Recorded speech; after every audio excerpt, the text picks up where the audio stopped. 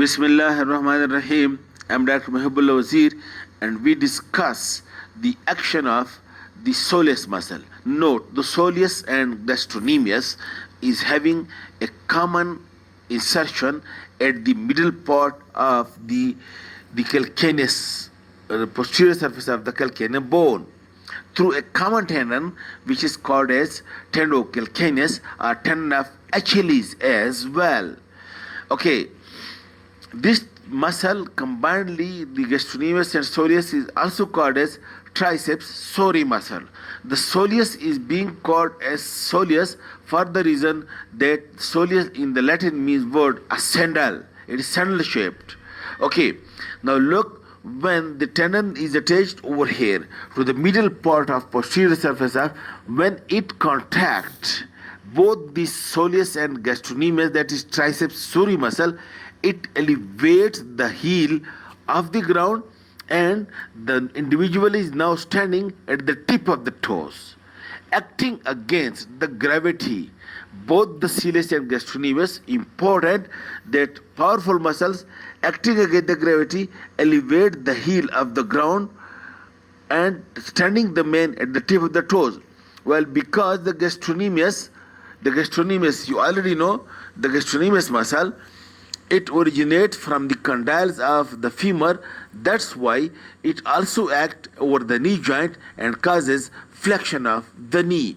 Over here it causes plantar flexion at the ankle joint, and over here it causes flexion of the knee. Okay, now, and this is an important step while you are walking.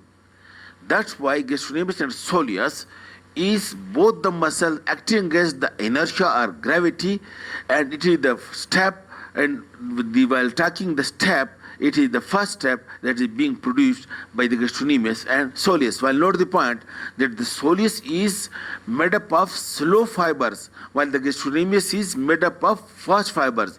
That's why the soleus is a powerful, it is slow acting, it doesn't get fatigue. That's why it acts like a first gear of the car, that it elevates the foot of the ground. Well, then if the rapid propulsion is being needed, then the gastrocnemius come into play, which is being made up of fast fibers, and then it propels the foot forward in step taking, and that's why said gastrocnemius is the top gear while the soleus is the first gear of the car.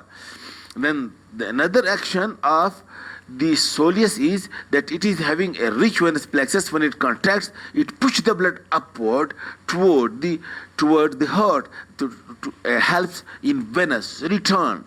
That's why the soleus is also called as peripheral heart or calf heart or soleal heart. Okay, and once peripheral heart is also present over here at the sole, and it is being added by the sole heart, one in the plantar muscles of the foot. Okay, and in this way it helps in venous return.